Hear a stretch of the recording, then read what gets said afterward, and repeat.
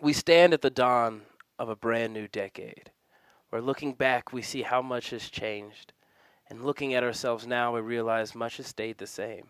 Through World War III memes and the tumult that is to come with the roaring 20s, we at least have a bright sports future as Denverse fans to look at.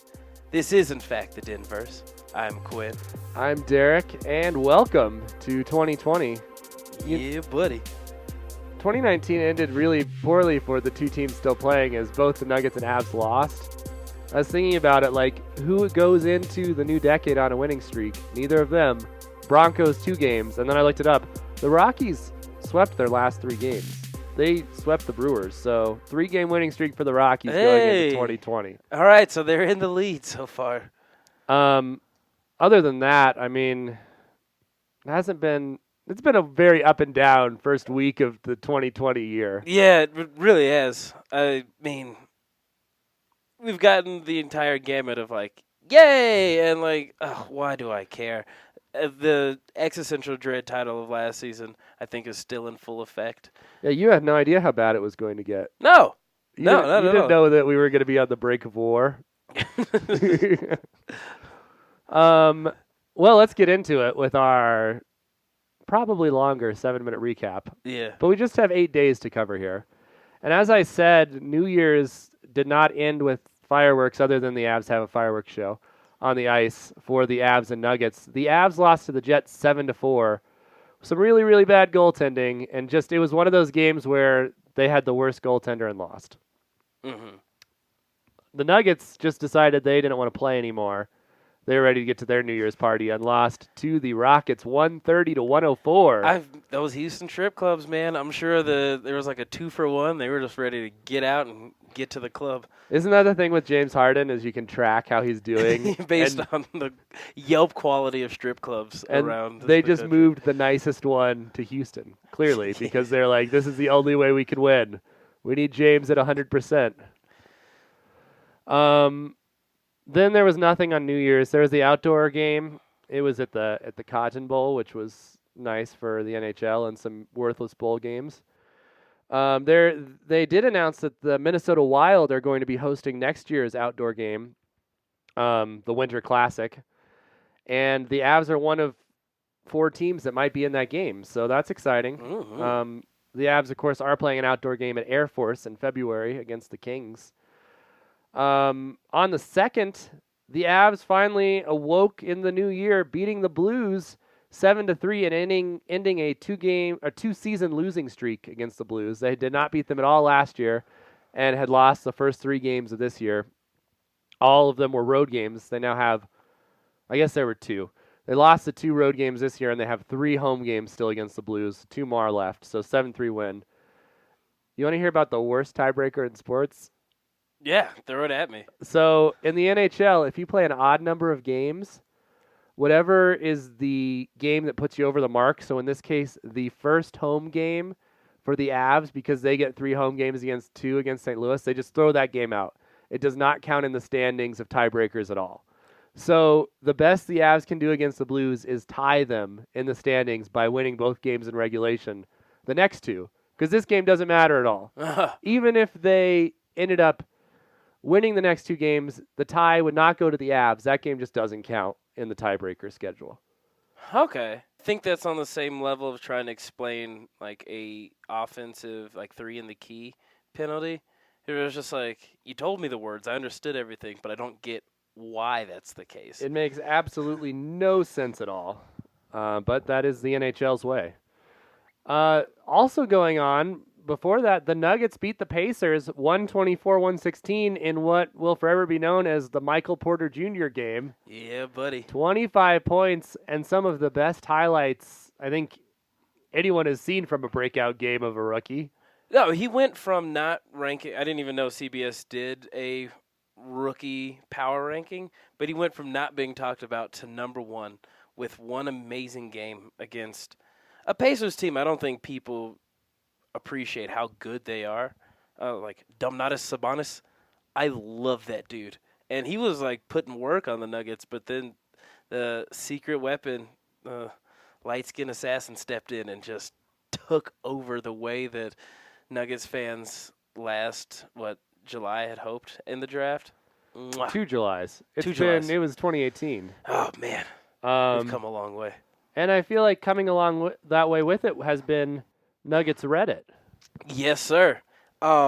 This is an auspicious moment. The Nuggets subreddit now has 74,882 subscribers versus the 74,771 subscribers that the Denver Broncos subreddit has, which means that for the first time in history of Denver sports anything, I think, the Nuggets rank higher than the Broncos in terms of fandom. And it wouldn't be the case anywhere else. Like, I still feel that the Nuggets could win a championship and the third-string quarterback gets first billing in most Denver sports news. But it is a huge shout-out to all the Serbians and weirdly Australians that follow the Nuggets, that on Reddit we now have more subscribers. And, 3-4 seasons ago, Moutier's first year, the Nuggets had maybe 4,000 subscribers. So the hype is real with the team. And only 4,000 people going to those games. So real talk, yeah. Although, actually, the Moutier buzzer beater against the 76ers, which is a super obscure game entirely. It was like there was a blizzard happening. That ranked on best buzzer beaters of the decade. Wow. Ranked, not highly, but it was on there. It was there. Yeah. It registered. Mm-hmm. So that's like 5 years of highlights. And in one. as we all predicted, the best buzzer beater of 2020 as we speak was Carmelo Anthony. Yeah. So who would have thought that? No one. Not a single soul. But the night was not over. We're still on January 2nd because the CU Buffaloes knocked off number 4 Oregon in just a storming of the gates up in Boulder. They completely dominated Oregon, really held their shooting percentage down, which is what their team's built off of. Really exciting game to watch. McKinley Wright had a great game. A lot of the team helped, which led you to text me, best night of the year in Denver. Yeah. And I was like, yes, if only somehow the Rockies hadn't ruined this for us. Because earlier in the day, there had been a report from John Morrissey of MLB Network that there was a 50-50 chance that Nolan Arenado would be traded.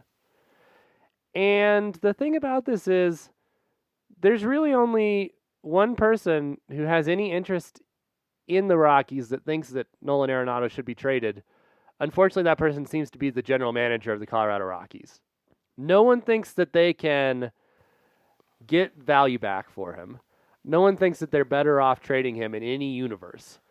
No one thinks that more fans will come and they'll sell more tickets. There is no good thing other than Jeff Bridic's ego is hurt. And he's like, well, let's see what I can do.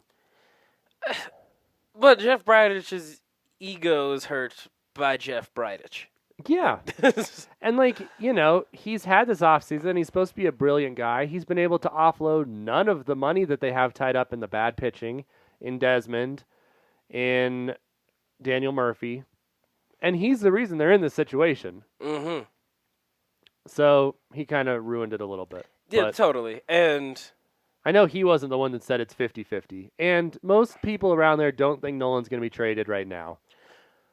But in a situation where the stars are rising for every other team in Denver, the fact that the Rockies underperformed and then are at the precipice of just blowing it up is just asinine to me. Love Trevor Story, but you're not going to rebuild a team around Trevor Story. Well, Trevor Story's not going to stay if you trade Nolan and you have the bones of a team left because you've overspent on a bunch of relievers who don't pitch. Yeah. Wade Davis is another name that you didn't bring up, which still I have moments of thinking about, wow. It went from him being the all-time saves leader for the Rockies to the second he would step on out of the bullpen, it's yeesh, we're done. He could be 8-5. Ugh. So, yeah, the Rockies ruined what was otherwise, because the Avs won that night, too. So, otherwise, what it was the greatest night of the decade in Denver sports. And just it with this. still was because, Yeah. it's the Rockies. But on Saturday night, the Avs beat the Devils 5-2. Rantanen had a hat trick. It was their first of a 3-game set in New York, and it was looking like things were just going to roll from there. Meanwhile, the Nuggets continued their forever road trip and headed to Washington to play the Wizards.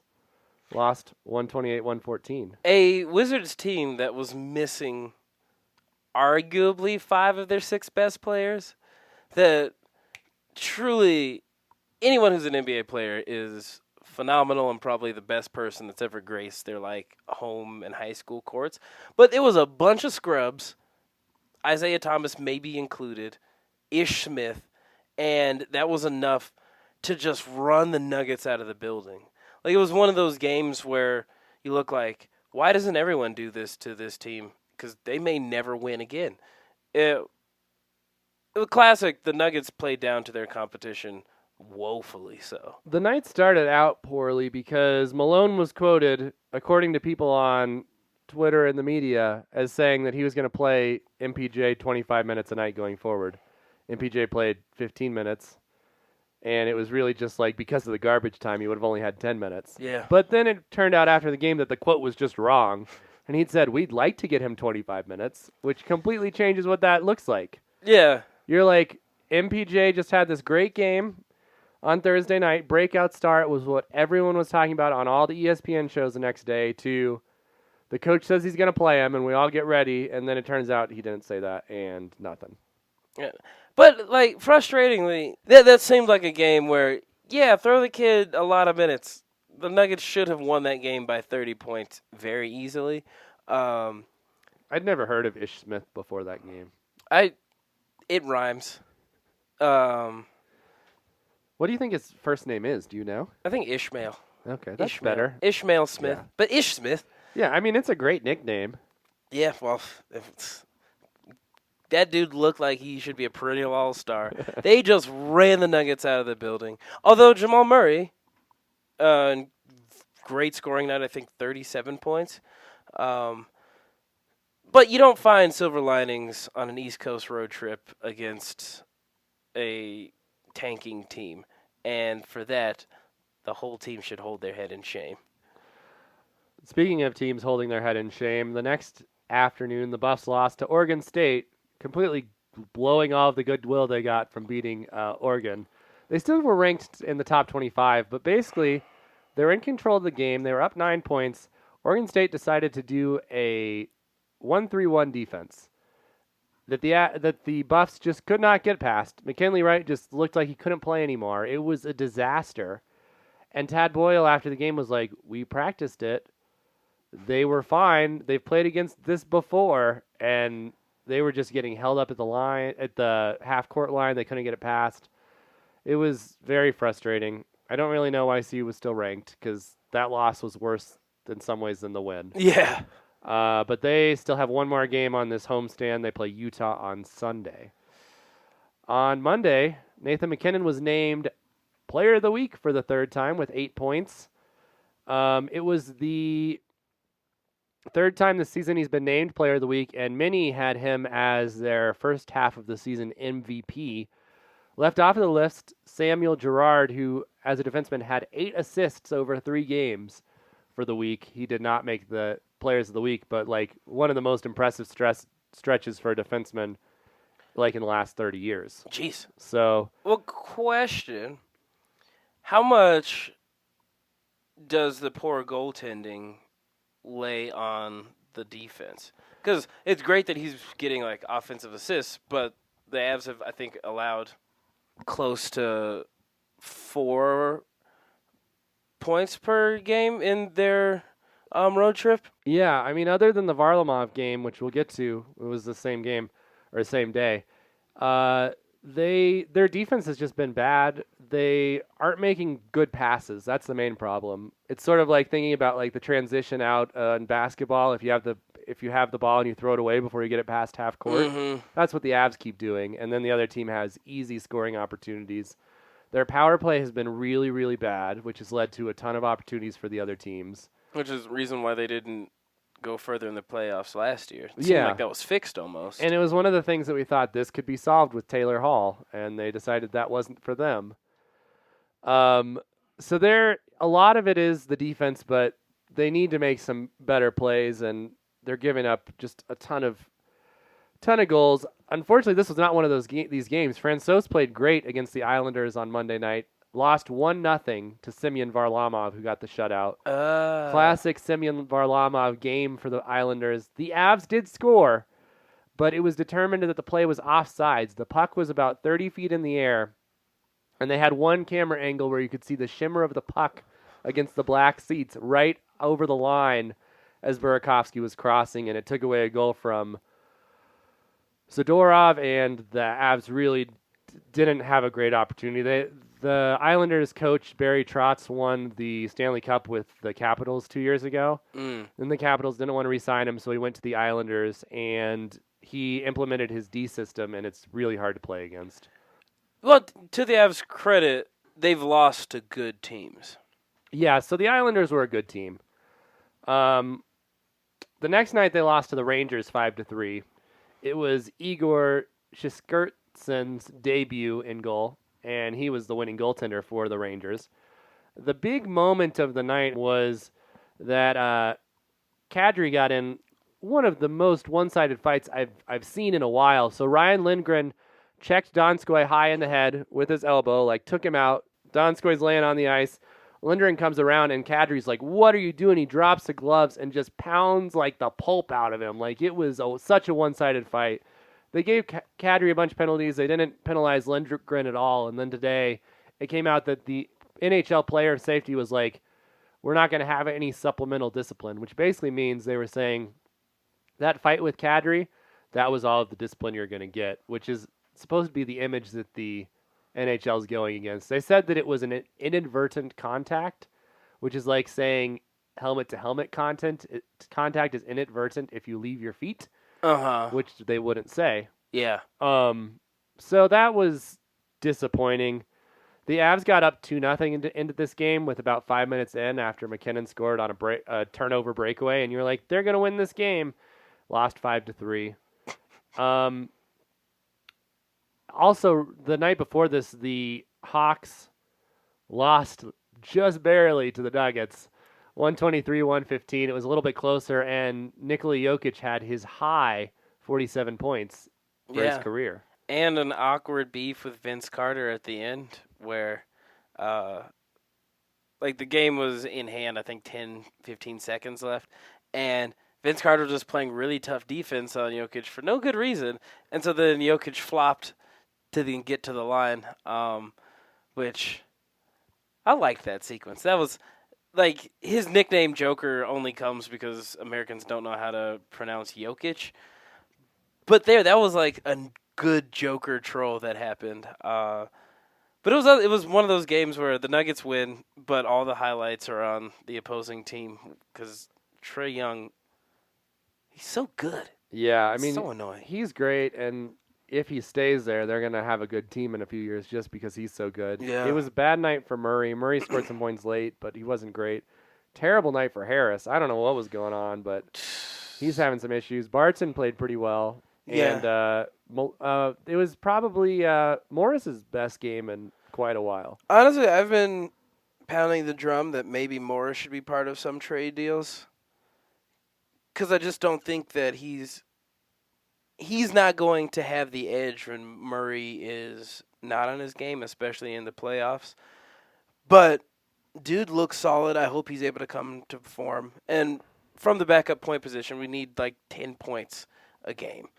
And I think he had 13 or something. Yeah. Porter played well, but didn't get a lot of minutes. He got good assists. It was a good assist game for Porter, which was fun to see. He and Jokic are going to be quite the combo here in the next couple of years. Jokic has been hurting for a player who can play above the rim like Fareed. And although Grant really hasn't gelled with him, it would be so cool to see both Grant and Porter Jr. slashing for prettiest alley-oops from Jokic. And the Nuggets are currently wrapping up their road trip as we speak against the Mavericks, which is a national TV game, which it's just better to watch the games on TV. And I've, especially with the Nuggets, been having a much harder time with streaming the last couple weeks, where I'm trying to get streams that I'm not supposed to be allowed to get, and it seems like the NBA is starting to crack down a little more on the streams. Yeah, it hasn't hit me. It hasn't been a problem for me. But I'm also being terrible and I'm telling everybody about those streams. So, yeah, at some point the hammer's gonna come down on us. But Altitude not there yet. nope. And it was just reported in the Denver Post from Mike Singer that that Altitude approached Comcast before the beginning of the season with trying to get a 1-year extension on the deal that they had in place, and Comcast turned him down. So, you suck, Comcast. I'm not saying you don't suck, Altitude, but Comcast, you suck more in this arena. And where I'm just like, don't do your homework at the last minute. Like, get it done early. It really feels like Altitude is dragging their feet, and Comcast, I think, is just trying to choke them out at this point so they can take over Nuggets broadcast. Because clearly Comcast knows that the Nuggets subreddit is growing exponentially. They want a piece of that pie. Yeah, it's really sad to me, all the people who are just like, I haven't really been able to watch the Nuggets this year and watch the Avs this year, who want to. Like, Yeah, it's dude. a good sports town. The Broncos, are out and weren't that good. And this is January 1st is when this becomes a Nuggets and Avs town. Mm-hmm. Like, maybe not on some of the radio stations, but everywhere else, that's where people really get invested. And in the good years, this is when we got invested, where we were like, we're giving the Broncos a good amount of attention during the Peyton Manning years. And it's like playoffs, you get a bye week, and then you only play a couple games, and this is where you're like, okay, the season's really starting, and it's not starting for so many with the TV market. It's dumb. And the Nuggets don't seem to play super great in the national games. So we just need that hometown mojo, but it's not coming from our hometown broadcaster. So do we have a high note to end on, or can I just continue to sip my tea? No, I think you can keep sipping your tea. And as Quinn sips his tea, we're gonna take this opportunity to get out of here. That was pretty good. Pretty good sound effect. I would say he so. had tea, just for the record. There was real tea going on. Well, Derek, I think, is sicker, but I'm also sick, so This is our flu game. No, don't wish that on me, Ricky Bobby. It's a mild sore throat game for me. Yeah, I haven't had a sore throat at all, so I don't think you have the flu. Okay, great. So, for now, tune in next week, where we'll both be healthy, raring to go, and maybe have a few more wins from our teams. Yeah, buddy. See ya. Peace.